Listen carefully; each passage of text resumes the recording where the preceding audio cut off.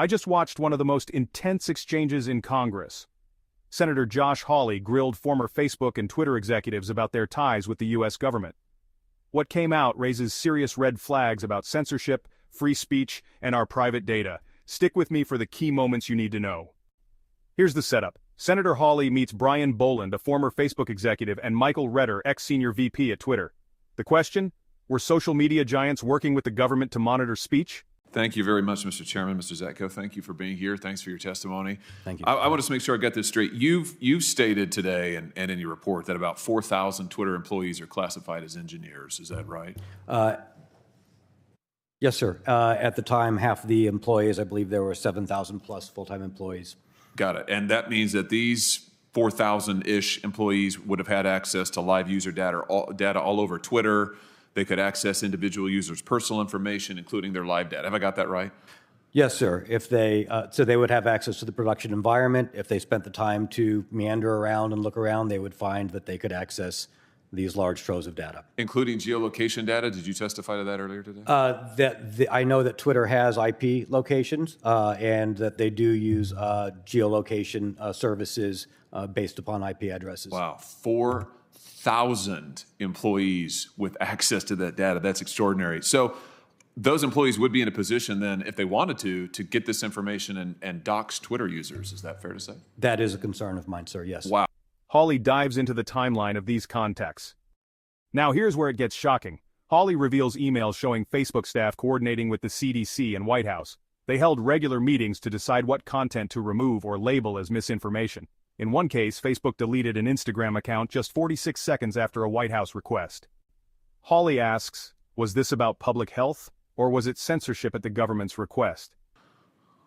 I have seen numerous situations where Twitter engineers had to patch a problem, and I said, what was the problem? And they said, oh, engineers could tweet as anybody, the data was exposed in this part, and it was always reactionary rather in finding these wounds left and right and putting Band-Aids on them because the systemic underlying problems were not addressed, the broad access to too much information and too many systems. When you say Twitter engineers could tweet as anybody, tell me what that means.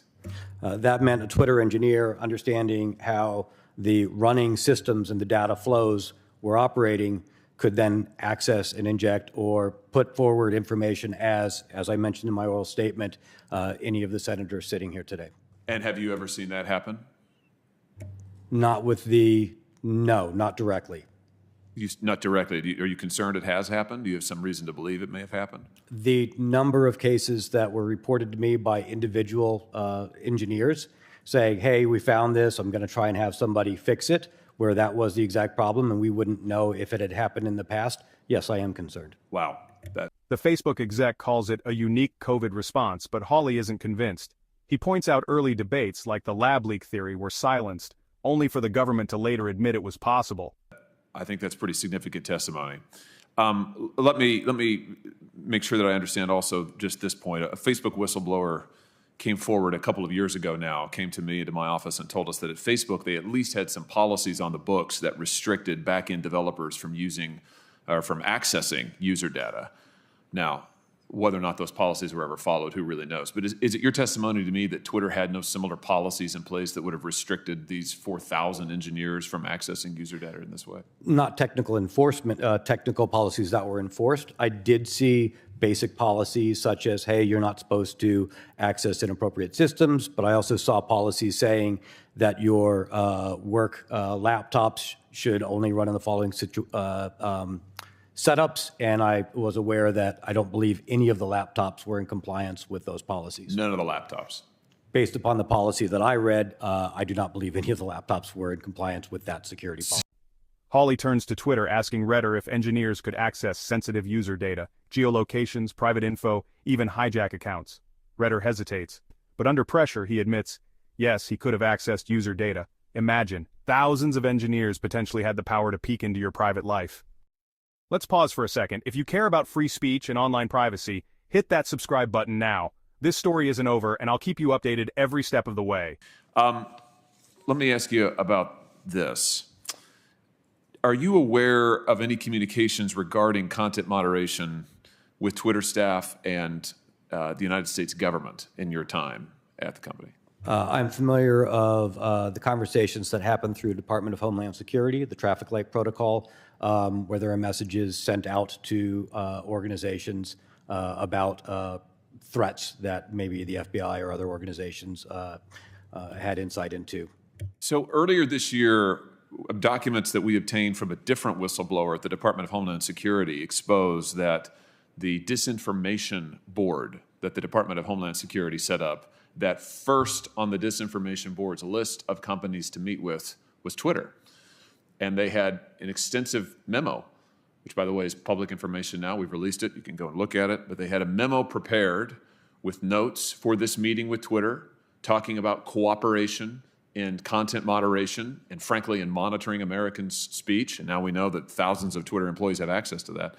This was all in these documents. I guess my question to you is, and I know you weren't in those meetings, but why do you suppose that the Disinformation Board had Twitter first on the list of entities to come to talk about coordinating, monitoring American speech? I can't opine on that, but I can say that Twitter is a tremendously influential platform, and we do know that there are information operations being run on Twitter. Do you think Hawley ends by saying it's hard to believe these companies changed overnight. He suspects government pressure and tech compliance go way back. COVID was just the tip of the iceberg. The hearing revealed just how closely social media companies may have worked with government officials to moderate content, and how exposed our personal data might be. Whether you see this as protection or overreach, one thing is clear. These platforms hold unprecedented power over speech and privacy. What do you think? Let us know in the comments.